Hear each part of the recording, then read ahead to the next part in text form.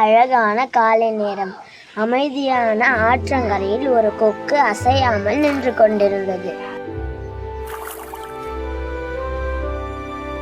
அது மிகுந்த பசியில் இரைக்காக காத்திருக்கிறது. நீருக்குள் நிறைய சிறிய மீன்கள் நீந்தின.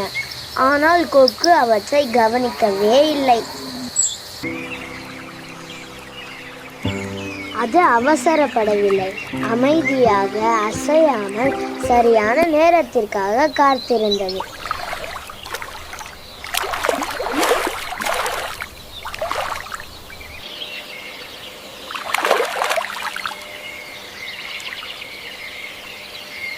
சிறிது நேரத்தில் ஒரு பெரிய மீன் மெதுவாக அதன் அருகே வந்தது. அப்போது